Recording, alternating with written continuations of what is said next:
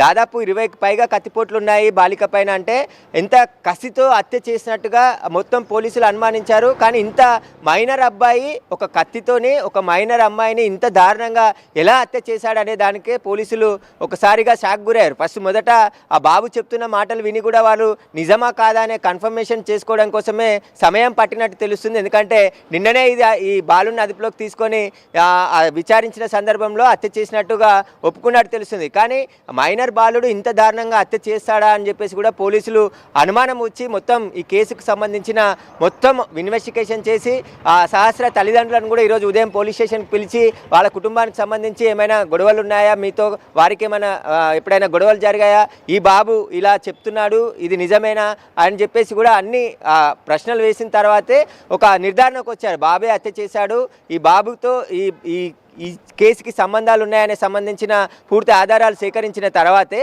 పోలీసులు నిర్ధారణకు వచ్చారు. మరికొద్దిసేపట్లోనే పోలీసులు ప్రెస్ మీట్ పెట్టి ఈ హత్యకు సంబంధించిన పూర్తి వివరాలన్నీ కూడా వెల్లడించబోతున్నారు. బాలనగర్ డీసీపీ సురేష్ మరికొద్దిసేపట్లో ఈ ప్రెస్ మీట్ పెట్టి మొత్తం వివరాలు వెల్లడిస్తామని చెప్తున్నారు. కానీ ఈ కేసుకు సంబంధించి 5 రోజుల నుంచి ఎవరు హత్య చేశారనేది ఒక పెద్ద మిస్టరీగా మారిపోయిన తరుణంలో ఒక్కసారిగా 5 టీములు చాలా పకడ్బందీగా ఇన్వెస్టిగేషన్ చేస్తున్న క్రమం. వాస్తవంగా ఒక 10th క్లాస్ చదివే ఒక మైనర్ బాలుడి ఆలోచన విధానం సొసైటీలో నిజంగా ఎలాంటి చర్చ జరుగుతుంది. ఈ అంశాలు బయటపడిన తర్వాత ఒక బాలుడు చంపిన తీరు, పక్కా ప్రొఫెషనల్గా వివరించిన విధానం, వాళ్ళ ఆలోచన విధానం, ఇదంతా కూడా అంత పక్కదారి పట్టడానికి, అంత క్రూయల్గా వాడి ఆలోచనలు తయారవడానికి ఎలాంటి పరిస్థితులు దోహదం చేస్తాయంటే ఇలాంటి చర్చ జరిగే అవకాశం కనిపిస్తుంది. ముఖ్యంగా హైదరాబాద్లో ఇప్పటివరకు జంట నగరాల్లో ఇలాంటి మర్డర్ ఎవరు చూసి ఉండరు. బహుశా ఒక 10th క్లాస్ అబ్బాయి ఇంత క్రూయల్గా ఇంత బ్రూటల్గా మర్డర్ చేసిన పరిస్థితి కూడా ఎక్కడ లేదు. బట్ దీని గురించి ప్రస్తుతం పోలీసుల విచారణలో ఈ అంశాలు బయటపడిన తర్వాత ఎలాంటి చర్చ జరిగే ఛాన్స్ ఉంది? వైద్యులు కూడా పిల్లల ప్రవర్తన పైన ఖచ్చితంగా తల్లిదండ్రుల అబ్జర్వేషన్ ఉండాలి. ఏం చేస్తున్నారు, ఎక్కడికి వెళ్తున్నారు, వాళ్ళ ప్రవర్తనలో మార్పు. ఎందుకంటే బాబు దొంగతనం చేయాలనే ఆలోచన వచ్చిందంటే ఆ ఆలోచన ఎందుకు వచ్చింది, పరిస్థితులు ఏంటి, అసలు ఆ దొంగతనానికే పరిమితం కాలేదు. అంటే అడ్డొస్తే చంపడానికి కూడా తెగించి చిన్న బాలికను హత్య చేశాడు ఈ బాలుడు అని చెప్పేసి పోలీసులు షాక్కు గురైన పరిస్థితి ఉంది. కాబట్టి అసలు ఆ సమాజంలో పిల్లల పట్ల తల్లిదండ్రులు కూడా అబ్జర్వేషన్ ఉండాలి. ఇప్పటికే డ్రగ్స్ రహిత తెలంగాణను తీర్చిదిద్దేందుకు పోలీసులు చర్యలు తీసుకుంటున్నారు. అలా డ్రగ్స్ సేవించిన వారే కొంతమంది.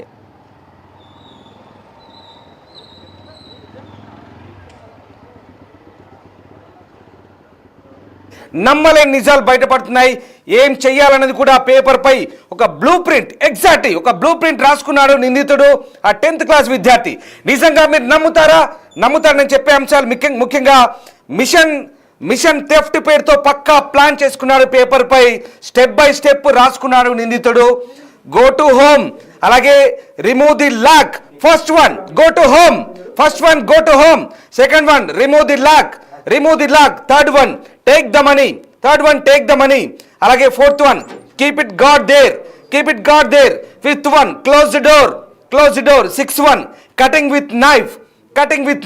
ఇది 1 2 3 4 5 6 అంశాలు రాసుకున్నాడు. మిషన్ థెఫ్ట్ పేరుతో పక్కా ప్లాన్ చేసుకున్నాడు. ఒక బ్లూ ప్రింటే తయారు చేసుకున్నాడు.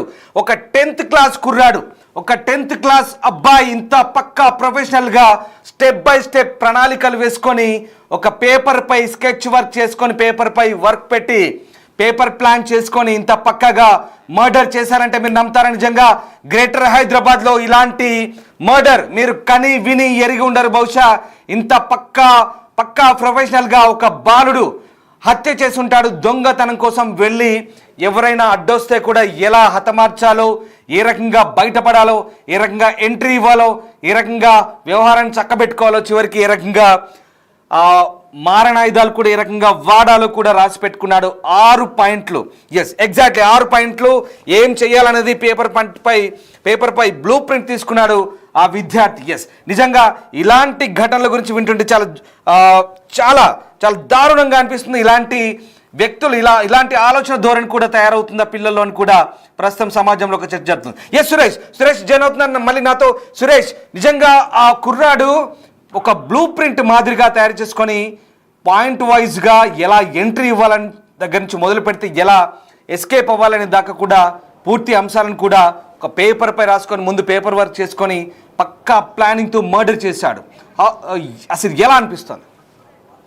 ఖచ్చితంగా, ఎందుకంటే బాబు ముందుగానే ఆ ఇంట్లో డబ్బులు ఉన్నాయని తెలుసుకొని అక్కడ ప్రీ ప్లాన్డ్గా ఆ ఇంట్లోకి ఎలా వెళ్ళాలి, వెళ్ళిన తర్వాత అక్కడ డోర్ని ఎలా బ్రేక్ చేయాలి, బ్రేక్ చేసిన తర్వాత డోర్ క్లోజ్ చేసి మళ్ళీ అక్కడ ఉండి పలగొట్టి ఆ ఉండి పలగొట్టిన డబ్బులు తీసుకొని మళ్ళీ బ్యాక్ ఎలా రావాలనే దానికి సంబంధించి ఒక పేపర్ మీద రాసుకోవడం జరిగింది. ఈ కేసుకి ఇప్పుడు అదే ఆధారం కీలకమైంది. ఎందుకంటే పోలీసుల దర్యాప్తులో అతని అదుపులోకి తీసుకున్న సమయంలో ఆ పేపర్ని స్వాధీనం చేసుకొని చూసిన తర్వాత పోలీసులు షాక్కు గురయ్యారు. అసలు ఈ పేపర్లో ఎలా రాసుకున్నాడు, ఒకవేళ యూట్యూబ్లో చూసి సోషల్ మీడియాలో చూసి ఏమైనా రాసుకున్నాడా, లేదంటే ఇలాంటి వార్డ్స్ పిల్లలకి అవసరం ఉండదు. ఎందుకంటే ఇల్లు బ్రేక్ చేయడం, దొంగతనం చేయడం అనేవి టీవీలో చూసి వార్తల్లో వింటుంటారు తప్ప డైరెక్ట్గా బాబు పేపర్ మీదనే రాసుకొని లోపలికి ఎలా వెళ్ళాలి, గో టు హోమ్ అంటే ఇంట్లోకి ఎలా వెళ్ళాలి అనే దానికి సంబంధించి ఒకటి రాసుకొని తర్వాత రిమూవ్ ద లాక్ అంటే ఇంటికి ఒకవేళ లాక్ వేసి ఉంటే ఆ లాక్ని ఎలా తొలగించాలనే దానికి సంబంధించి ఒక పాయింట్ రాసుకోవడం జరిగింది.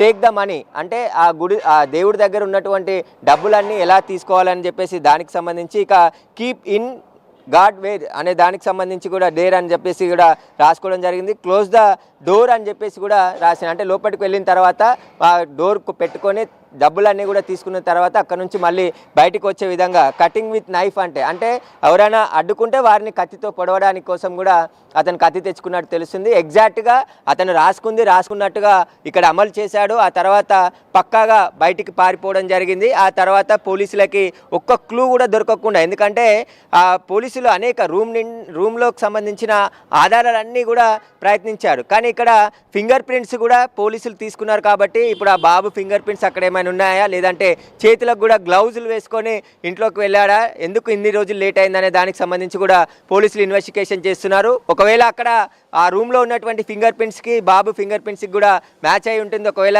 అతను ఒక చేతులకి గ్లౌజులు ఇట్లా వేసుకోకుండా ఉంటే అక్కడ డోర్ పట్టుకోవడం, ఆ పాపని పట్టుకోవడం, ఇవన్నిటికి సంబంధించి కూడా పోలీసులు అయితే దర్యాప్తు చేస్తున్నారు. నిజంగా ఈ హత్య వ్యవహారం చూస్తుంటే కనుక ఒక్కొక్క అంశాలు విస్తుగొల్పే అంశాలు బయటపడుతున్న పరిస్థితి కనబడుతోంది. ప్రస్తుతానికైతే మరి ఈ బాలుడు నిజంగా మర్డర్ చేసిన తీరు కూడా చాలా భయంకరంగా అనిపిస్తుంది. చాలా ఘోరమైనటువంటి హత్య ఇది.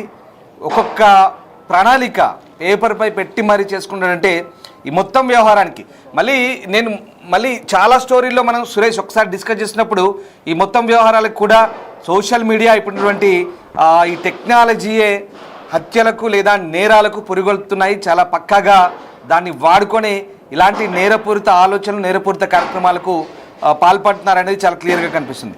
ఇప్పుడు ఇక్కడ ఈ కోణంలో మనం కనుక ఆలోచిస్తే ఇదే కనుక వాస్తవం అయితే, ఇదే కనుక కంప్లీట్గా ఖచ్చితంగా నిర్ధారించబడితే కనుక ఇక్కడ సోషల్ మీడియా అనేది అలాగే ఈ మొత్తం మీద ఇప్పుడున్నటువంటి ట్రెండ్ ఏ రకంగా ఈ నేరపూరిత ఆలోచనలకు దోహదం చేస్తుందంటే ఏం చెప్పగలుగుతాం మనం?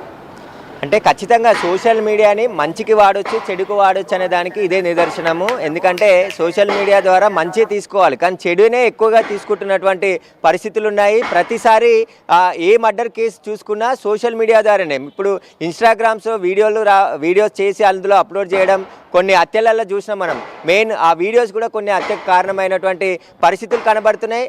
అదేవిధంగా ఏదైతే సోషల్ మీడియాకి సంబంధించిన హత్యను ఎలా చేయాలి, ఒకవేళ హత్య చేసిన తర్వాత ఎలా తప్పించుకోవాలి, అవన్నీ కూడా సోషల్ మీడియాలో అనేకమైనటువంటి సినిమా క్లిప్పింగ్స్ కావచ్చు, షార్ట్ ఫిలిమ్స్ కావచ్చు, ఇవన్నీ కూడా విపరీతంగా అంటే బ్రౌజ్ చేస్తుంటే అక్కడ కనబడుతూ ఉంటాయి. వీటన్నిటినీ ఒక పెద్ద వయసు వచ్చిన వారు చూసి చేస్తారంటే అదొక అనుకోవచ్చు. కానీ 10వ తరగతి చదువుతున్న 15 ఏళ్ల బాలుడు ఇంత దారుణంగా ఒక స్కెచ్ వేసుకొని దొంగతనం చేసి అక్కడ అడ్డుకుంటే కత్తితో పొడిచి మళ్ళీ పోలీసులకు చిక్కకుండా ఎలా తప్పించుకోవాలనే ఒక పక్కా ప్లాన్తోని తను ఒక పేపర్పై రాసుకొని దాన్ని ఇంప్లిమెంట్ చేసి 5 రోజుల తర్వాత పోలీసులకు చిక్కాడంటేనే పోలీసులే ఆశ్చర్యపోతున్నటువంటి పరిస్థితి ఇక్కడ ఉంది. కాబట్టి సెల్ ఫోన్ అనేది ప్రతి ఒక్కరి ఇంట్లో ఉంటుంది. చాలామంది చిన్న పిల్లల నుంచే సెల్ ఫోన్ వాడుతున్నారు. ఇప్పుడు 2-3 సంవత్సరాల నుంచే పిల్లలు ఫోన్ వాడుతున్నారు. ఫోన్ ఇవ్వకుంటే అన్నం తినని పరిస్థితులు ఏర్పడ్డాయి. ఆ ఫోన్ చూపిస్తూనే అన్నం తినిపిస్తే తినే పరిస్థితులు ఈ రోజులలో ఉన్నాయి. కాబట్టి ఏదైతే చిన్నపిల్లలు చిన్నప్పటి నుండే ఫోన్కి అడిక్ట్ అయిపోయి ఫోన్లో ఉన్నటువంటి సమాచారం ఎక్కువ, అంటే ఇంకా పెద్దగా ఉన్న వారికంటే చిన్న ఎక్స్క్లూజివ్ గా ఆ పిల్లాడు రాసిన లెటర్ దొరికింది. పిల్లాడు రాసిన లెటర్లో ఏముందో నేను మీకు ఇప్పుడు చదివి వినిపించే ప్రయత్నం చేస్తాను వ్యూవర్స్ అందుకు కూడా. Go home and take a gas and table అంటూ రాశాడు. And text keep at the door and fire the gas and keep lock on the gas. Next cut with knife. After cutting the lock take money and lock for home. Next keep gas on its stage and leak the gas and come out of home and lock it. Yeah, oh my god, ఎంత ప్రొఫెషనల్గా ఎంత పక్కాగా ఇంట్లోకి వెళ్ళాలి, దొంగతనం చేయాలి, gas open చేయాలి, అలాగే వీలైతే కత్తిని ఉపయోగించి అది ఓపెన్ కాకపోతే కట్ చేయాలి, కంప్లీట్గా గ్యాస్ను లీకేజ్ చేయాలి, దొంగతనం చేసి బయట పడే ముందు డోర్ లాక్ చేసి రావాలి, లోపల గ్యాస్ ఓపెన్ చేసి బయట నుంచి లాక్ చేసుకొని రావాలి. ఎంత దారుణమైన ఆలోచనలు అంటే ఇంత దారుణంగా ఆలోచిస్తున్నారో మనకు అర్థమవుతుంది. విద్యార్థి దశలోనే ఇంత క్రూయల్గా ఆలోచిస్తున్నారా? నేను మళ్ళీ మీకు చదివి వినిపిస్తే ప్రయత్నం చేస్తున్నాను. ఆ పిల్లోడు రాసిన ఇంగ్లీష్ ప్రకారం నేను మీకు చదివి వినిపిస్తాను. Go home and take a gas and a table and next keep at the door and fire the gas and keep lock on the gas. Next cut with knife. After cutting the lock, take money and lock for home. Next, keep gas on its stage and leak the gas and come out of home and lock it. Mission done. Oh my God. ఏంటి ఇంత దారుణంగా ఒక machine don అంటూ ఇంత క్లియర్గా రాసుకున్న వ్యవహారం. ఇదంతా ఒక బ్లూ ప్రింట్, పక్కా ప్రొఫెషనల్గా, పక్కా ప్రణాళికాబద్ధంగా ఒక బాలుడు ఇంతటి ఘోరమైన హత్యకు ప్లాన్ చేశాడంటే నిజంగా మీరు నమ్ముతారా? ఒక బాలుడు, ఒక 10వ తరగతి చదువుతున్న ఒక టీనేజర్ ఇంత దారుణమైన హత్యకు ప్లాన్ చేశాడంటే మీరు నమ్ముతున్నారా? బట్ ఇది నమ్మాల్సిన నిజం. ఎస్, ఇది నిజమే. పక్కా పోలీసుల విచారణలో అనేక విస్తుగొల్పే అంశాలు బయటపడుతున్నాయి. ఒక్కొక్క అంశాన్ని చదువుతుంటే నిజంగా మైండ్ బ్లాక్ అవుతుంది. ఒక్కొక్క విషయాన్ని చెప్తుంటే నిజంగా చాలా దిగ్భ్రాంతికరంగా అంశాలు వెల్లడవుతున్నాయి. సహస్ర హత్య కేసుకు సంబంధించి ఇలాంటి దిగ్భ్రాంతికర అంశాలు ఇప్పుడు పోలీసుల విచారణలో వెల్లడవుతుంటే పోలీసుల మైండే బ్లాక్ అవుతుంది. చాలా పక్కాగా, చాలా ప్రొఫెషనల్గా ఒక మిషన్ ఎలా కంప్లీట్ చేయాలి, ఎలా స్టార్ట్ చేయాలి, ఎలా పని కానియాలి, ఎలా ముగించాలి, ఇదంతా కూడా పేపర్ పై పెట్టి అంతా ఇంగ్లీష్లో రాసుకొని ఒక పిల్లాడు ఇలాంటి బ్రూటల్ మర్డర్ చేశారంటే మీరు నమ్ముతారా? ఎస్, జంట నగరాల్లో జరిగిన అత్యంత కిరాతకమైన హత్యలో ఇదొకటిగా మనం భావించాల్సి ఉంటుంది. ఒక టీనేజర్, ఒక మైనర్ బాలుడు, ఒక 10వ తరగతి చదువుతున్న బాలుడు ఇంత పక్కా ప్రొఫెషనల్గా కిల్లర్గా మారి చేసిన ఈ హత్య ఇప్పుడు హైదరాబాద్ వ్యాప్తంగానే కాదు, మొత్తం రాష్ట్ర వ్యాప్తంగా కూడా సంచలనంగా మారుతున్న పరిస్థితి ఉంటుంది. ఎస్, ఆ కుర్రాన్ని అదుపులోకి తీసుకున్నారు. కుర్రాన్ని ప్రస్తుతం ఇన్వెస్టిగేషన్ చేస్తున్నారు. మరికొద్ది సేపట్లోనే పోలీసులు మీడియా ముందు ప్రవేశపెట్టే అవకాశం కనిపిస్తుంది. 5 రోజులుగా 5 బృందాలుగా విడిపోయిన పోలీసులు ఇప్పుడు కొంత పురోగతి సాధించారు. హంతకుని అదుపులోకి తీసుకున్నారు. హంతకుని అదుపులోకి తీసుకున్న తర్వాత ఇన్వెస్టిగేషన్ చేస్తుంటే, దర్యాప్తు చేస్తుంటే అనేక విస్తుగొల్పే అంశాలు ప్రస్తుతం బయటపడుతున్నాయి. ఎస్, నిందితుని పట్టుకెళ్తున్నారు. ఒక్కసారి బ్రేకింగ్ విజువల్ చూస్తున్నాం బిగ్ టీవీ స్క్రీన్ పై. ఎక్స్క్లూజివ్ గా నిందితుని పట్టుకెళ్తున్న దృశ్యాలు first on big TV exclusive గా ఆ దృశ్యాలు చూస్తున్నాం. నిందితుని పట్టుకెళ్తున్న దృశ్యాలు చూస్తున్నాం. సహస్రని హత్య చేసిన, మర్డర్ చేసిన ఆ నిందితుని పోలీసులు తీసుకెళ్తున్న దృశ్యాలు చూస్తున్నాం మనం బిగ్ టీవీ స్క్రీన్ పై. First on big TV exclusive గా బిగ్ టీవీ స్క్రీన్ పై చూస్తున్నాం. పోలీసుల అదుపులో ప్రస్తుతం నిందితున్నాడు. నిందితుడిని తీసుకెళ్తున్న దృశ్యాలు మనం చూస్తూ ఉన్నాం బిగ్ టీవీ స్క్రీన్ పై. ఎక్స్క్లూజివ్గా మనం చూస్తూ ఉన్నాం. పోలీసులు ఆ నిందితుడిని అదుపులోకి తీసుకొని ప్రస్తుతం విచారిస్తున్న క్రమంలో అనేక విస్తుగొల్పే అంశాలు బయటపడ్డాయి. ఎస్, అవే ఆ దృశ్యాలు, నిందితుడిని తీసుకెళ్తున్న దృశ్యాలు బిగ్ టీవీ స్క్రీన్ పై ప్రస్తుతం మనం చూస్తున్నాం. నిందితుడు పోలీసుల అదుపులో ఉన్నాడు. నేరాన్ని అంగీకరించినట్టుగా తెలుస్తోంది. ప్రస్తుతం ఆ నిందితుడు రాసిన లెటర్, అలాగే కత్తి, రక్తంతో కూడిన దుస్తులను కూడా స్వాధీనం చేసుకున్నారు. ఎక్స్క్లూజివ్గా బిగ్ టీవీ స్క్రీన్ పై సహస్ర హత్య కేసు నిందితుడిని తీసుకెళ్తున్న దృశ్యాలు ప్రస్తుతం మనం చూస్తూ ఉన్నాం. సంగీత్ నగర్, కూకట్పల్లి సంగీత్ నగర్లో లక్ష్మణ్, రేణుకా దంపతుల కుమార్తె 11 ఏళ్ల సహస్రిని అత్యంత కిరాతకంగా, అత్యంత బ్రూటల్గా మర్డర్ చేసిన ఆ నిందితుడు పోలీసులకు చిక్కాడు. ప్రస్తుతం ఆ నిందితుడిని పోలీసులు పట్టుకెళ్తున్న దృశ్యాలు అవి. ఆ నిందితుని పోలీసులు పట్టుకెళ్తున్న దృశ్యాలు first on big TV screen పోలీసులు నిందితుని తీసుకెళ్తున్న దృశ్యాలు మనం చూస్తూ ఉన్నాం. అనేక విస్తుగొల్పే అంశాలు పోలీసుల విచారణలో వెల్లడయ్యాయి. ఎలా మర్డర్ చేయాలి, అసలు ఫస్ట్ ఎలా ఎంట్రీ ఇవ్వాలి, ఎంట్రీ ఇచ్చినాక ఎలా ప్లాన్ ఎగ్జిక్యూట్ చేయాలి, ప్లాన్ ఎగ్జిక్యూట్ చేసిన తర్వాత ఎలా బయటపడాలి, ఈ మొత్తం వ్యవహారాన్ని ఒక పేపర్పై ఒక బ్లూ ప్రింట్ మాదిరిగా పాయింట్ వైజ్గా రాసుకున్నాడు, ఎగ్జిక్యూట్ చేశాడు.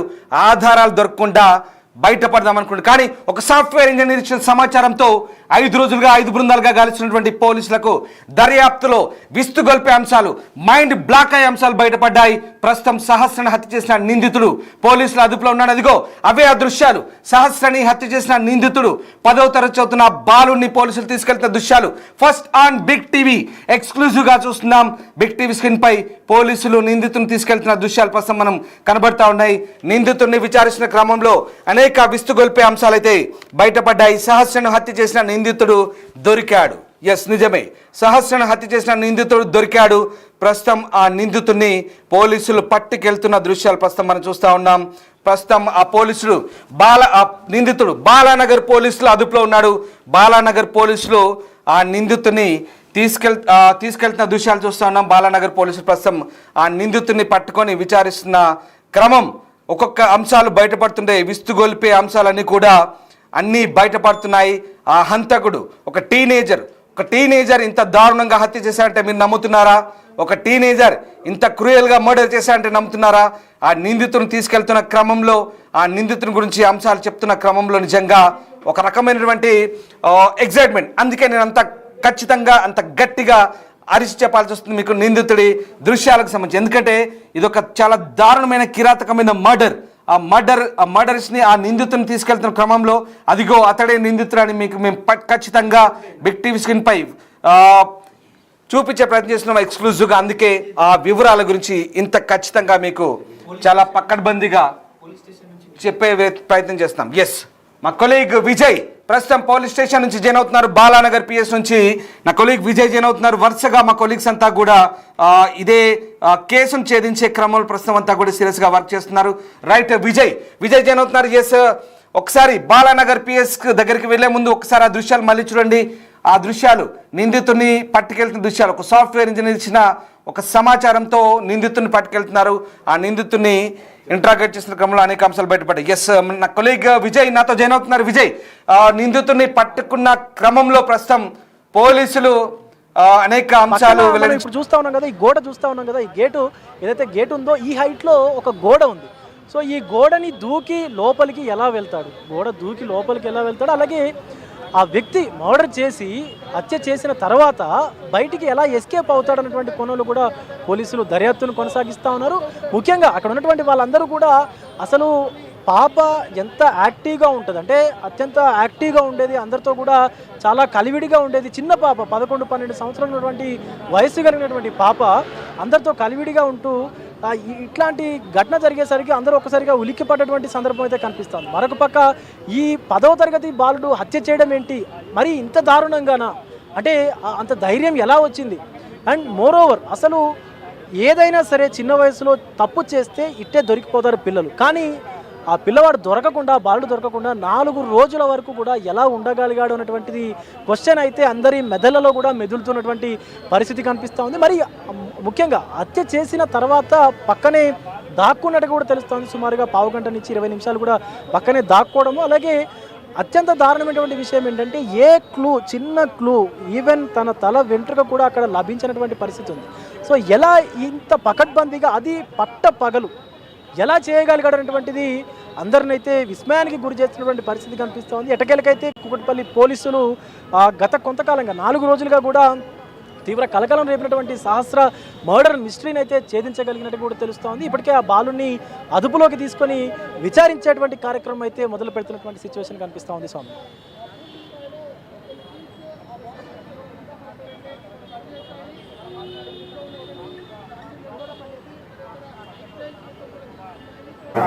రైట్, సహస్ర హత్య వ్యవహారంలో కేసు కొలికి వచ్చింది. నిందితుని ప్రస్తుతం పోలీసులు అదుపులోకి తీసుకొని విచారించిన క్రమంలో అనేక విస్తుగొల్పే అంశాలు బయటపడ్డాయి. చాలా పక్కాగా ప్రణాళికాబద్ధంగా నిందితుడు హత్య చేసినట్టుగా తెలుస్తోంది. ప్రస్తుతం నిందితుని అదుపులో ప్రస్తుతం పోలీసులు అదుపులో నిందితున్నాడు. Yes, vote Vijay. కొద్ది రోజులుగా కూడా రెంట్కి వచ్చినట్టుగా తెలుస్తుంది. అయితే కొద్ది రోజులుగా కూడా ఈ బాలుడికి సంబంధించినటువంటి కుటుంబం ఏదైతే ఉందో ఆయన వాళ్ళ తండ్రి చిన్న చితగా పనులు చేస్తున్నట్టుగా కూడా తెలుస్తుంది. అలాగే వాళ్ళ తల్లి కూడా ఏదో బయట పనులు చేస్తున్నట్టుగా తెలుస్తుంది. అయితే ఈ బాలుడిని ఈ స్థానికంగా ఉన్నటువంటి కూకట్పల్లికి దగ్గరలో ఉన్నటువంటి ఒక స్కూల్లో చేర్పించారు. అటు ఆ బాలుడిని అయితే పూర్తిగా కూకట్పల్లి సంబంధించినటువంటి స్కూల్లోనే 10వ తరగతి చదువుతున్నట్టు కూడా తెలుస్తోంది. సో ఇప్పటి వరకు వారి కుటుంబ సభ్యుల గురించి ఎలాంటి రిమార్క్ అయితే